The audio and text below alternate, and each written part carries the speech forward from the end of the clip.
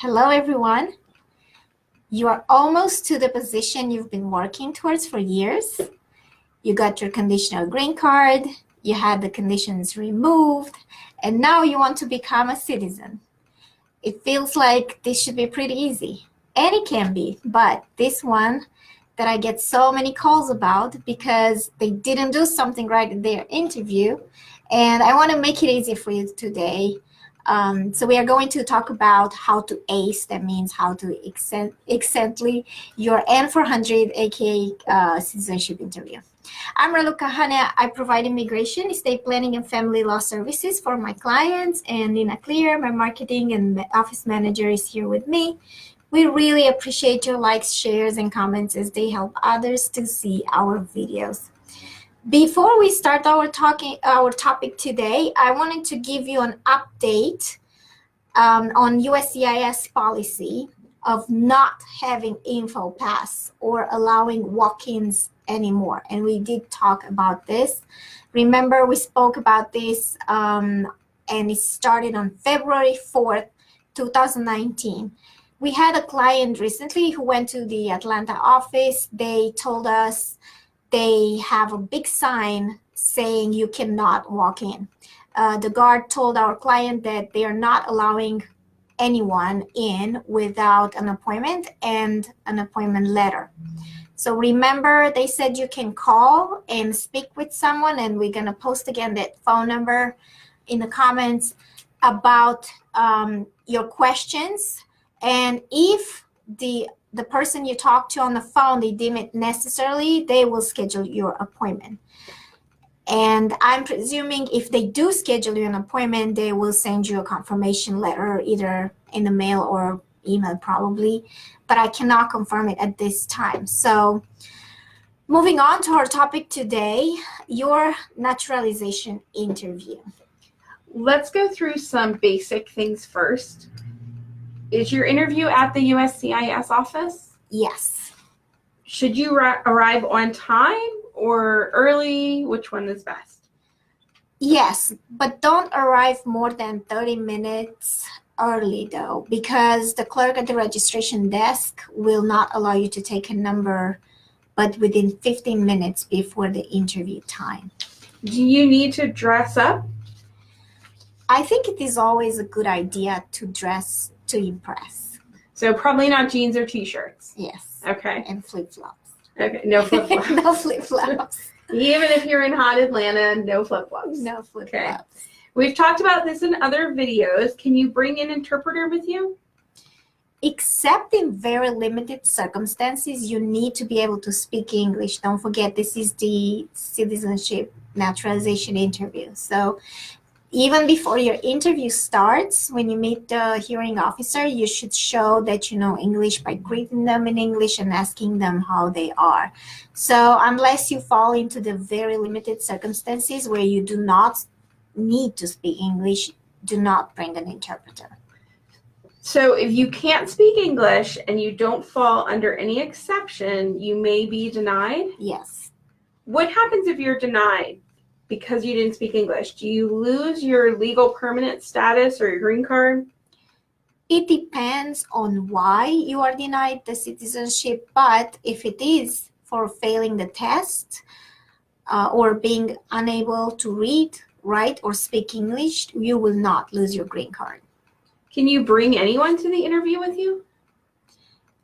If you fall under the English exception, the language exception, you can bring an interpreter.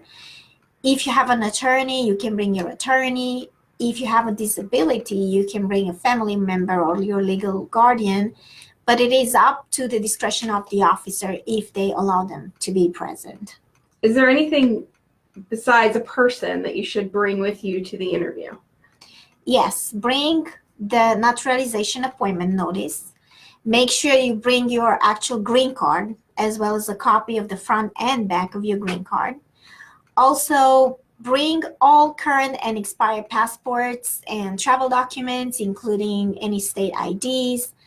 There are a number of other items that you should have submitted with your application. If you did not bring those, but but it could delay the approval of your application if you didn't submit them from the beginning.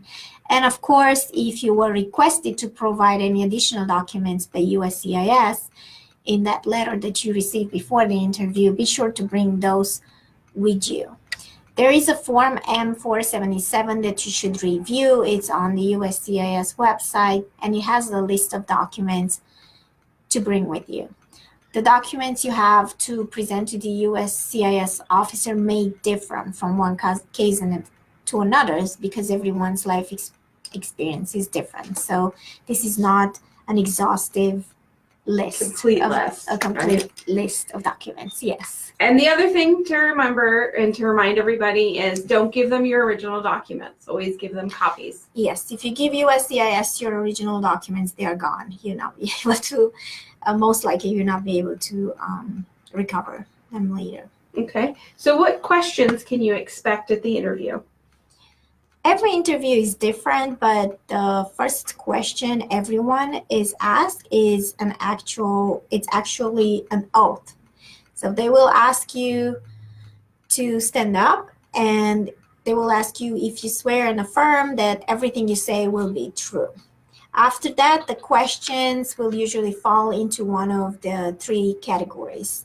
Questions about you, questions that test your reading and writing skills in English, and third, questions that test your knowledge about the United States.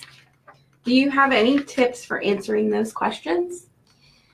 Take your time. If you don't understand something, ask for the question to be repeated. There is no time limit, so you want to take as much time as necessary to ensure your answers are correct. Review your form N-400 before you go, because they will ask questions from it and you can't have it sitting in front of you. Do you find out if you passed at the end? Yes, the officer is supposed to tell you the results at the end of the interview. That can be either to grant, continue, or deny your application. What about if you don't pass, so they deny? If you were denied because of you failed the English test or the civic test, you usually will have a re-examination. You will receive a notice when you're scheduled for a second interview. Okay, and what about if you fail the re-examination? If you fail the re-examination, you can request a hearing. Can you ever speed up having your interview, like have it sooner is what I mean, than what they schedule you for? USCIS says that they will speed up the process for those who are within 1 year of having their Social Security income, supplemental income benefits. Okay, it's called SSI, Supplemental Security Income.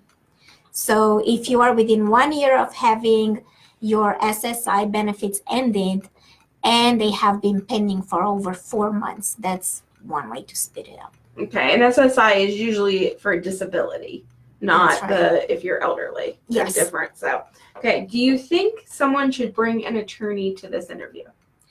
It is always a good idea, especially if you have any legal issues that might come up, such as why you're exempt from the English requirement or something like that.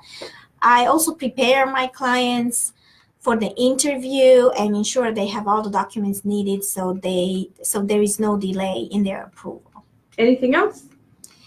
As with any time you interact with USCIS, I recommend that you are honest and truthful with all your answers. Since you swore an oath to that effect when you start, if you're found to have not been honest, this could impact your citizenship and presence in the United States. So keep your answers to the point and be honest. Okay, so keeping them to the point, that's a really good observation. Don't expand on your answers. Yes. Just listen to what they ask and answer the that question specifically. That's okay. Right. What about if you are approved? Do you know how long it might take before you have your swearing in ceremony? In Atlanta, it is about 1 to 2 months after being approved at this time. Remember, as we talked about last week, if you are changing your name, you must have a judicial ceremony. So this can cause further delays, and it is taking about 8 to 10 months to be scheduled in Atlanta. It depends on what city you are. Atlanta, it's really very busy. So thank you so much for watching. We appreciate your support and hope that this information is helpful. We love helping people with achieving their citizenship, and we highly recommend everyone who can to obtain it as soon as they are eligible. Thank you for watching and see you tomorrow. Bye-bye.